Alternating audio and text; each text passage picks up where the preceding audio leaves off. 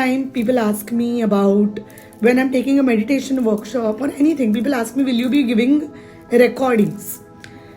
Now I want to talk about what is it about giving the recordings of the workshop, and how does it really, what is the psychology behind that?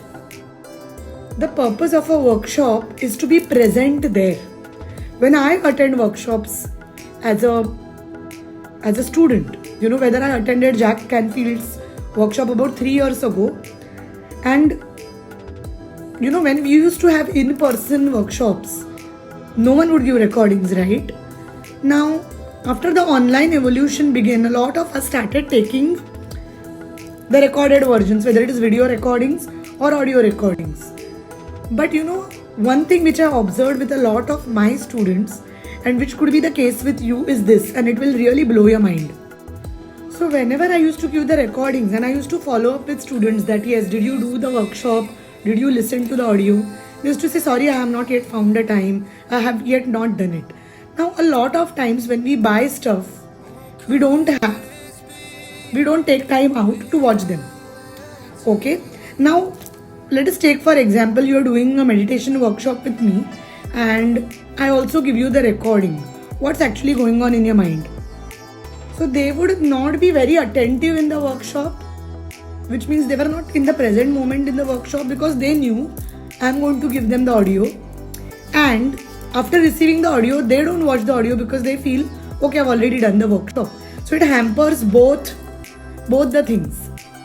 Whereas when you are going for a workshop where you're not going to get the recording, you are 200% attentive and you're trying to make most of what the workshop is offering.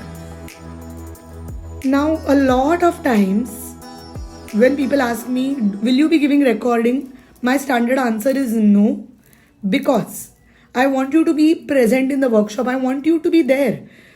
How many of us are actually living in the present moment?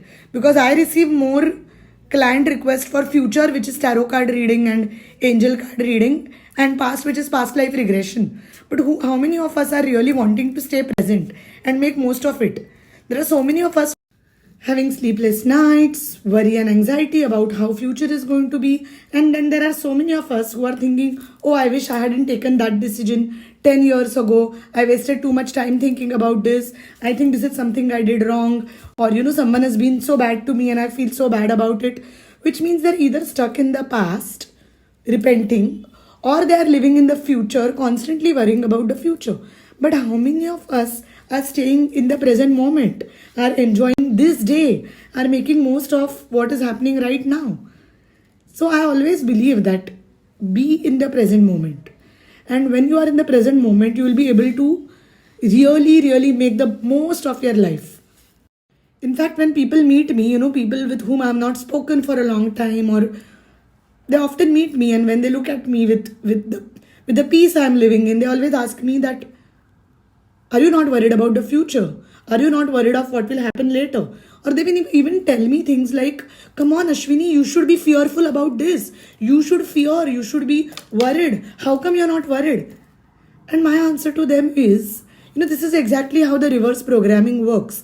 When you are peaceful, when you're living a good life, when you're living a quality life, all people want to do is they want you to drag you down to their level of anti-consciousness rather than they reaching up to your level of consciousness. And this is one of the biggest reasons why so many of us are wrongly programmed. So, before I met my teachers and coaches, and before I started coming back to being truly me, I met a lot of friends, primarily from college, post-grad, and also a few friends from work, who used to constantly tell me that life is not easy. Who used to constantly tell me that, you are happy right now, but you're just being lucky, or you're being very childish, you're being very stupid or very naive. But wait, that the life will start getting worse. Now, this is exactly how limiting beliefs are put in our mind. Fortunately, with the help of my teachers, coaches, and also with the help of all the experiences I had, I started coming back to my path of consciousness, and I stopped believing in anti-consciousness, and I stopped relating to all of those things which were truly happening. When we are living in the present, we believe in our truth more than what others tell you. For example, you are a peaceful person and you feel generally you feel that people are good. But someone who has had a traumatic life will always keep telling you that people are not good, that people are not willing to be good to you. And that is because their conditioning, their programming doesn't allow them to live that way. Whereas your conditioning is always been safe and kind. Now, when you're living in the present, you are trusting your own wisdom more than what others are telling you.